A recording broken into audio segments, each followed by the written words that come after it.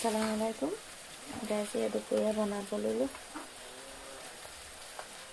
কুকুৰা আনিছিলে, কুকুৰাজনী ডাঙৰ আছিলে, অলপমান থৈ দিওঁ, এতিয়া অলপমান বনাওঁ।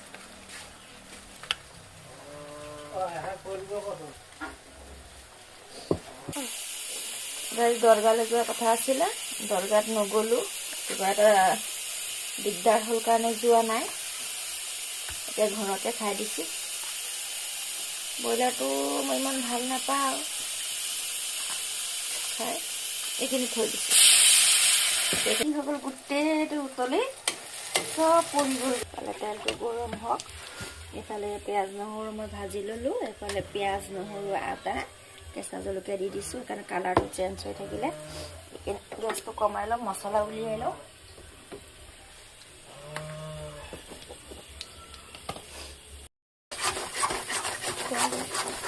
মছলা মই ধুনীয়াকৈ ভাজি ল'লোঁ, কালাৰটো কি ধুনীয়া হ'ল চাওক। কালাৰটো তেল এৰি দিলে মছলা পাওঁ। এতিয়া মই মাংস দি দিছোঁ।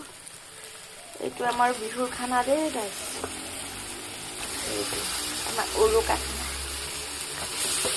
হেৰিকৈ দিছোঁ, পিঁয়াজ নহৰু দিলোঁ, ওপৰত দি দিওঁ। গাইছ তামোল এখন খাই ল'লোঁ, চাহ খালোঁ।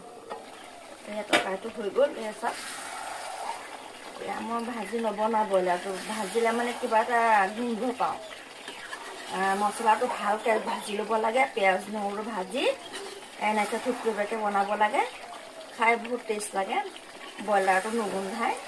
আৰু মই অকণ ডাঙৰ ডাঙৰকৈ পিচ খাওঁ, আপোনালোকে জানি দেখেই বাৰু, মই ডাঙৰ ডাঙৰ পিচ খাই ভাল পাওঁ। আপোনালোকে ভাত খালে নাপায় কমেণ্টত জনাব, মই অকণমান দেৰিকৈ খাম। তৰকাৰীটো হৈ গ'ল, এতিয়া কাঢ়ি ভাতটো হৈ গ'ল। Bye bye.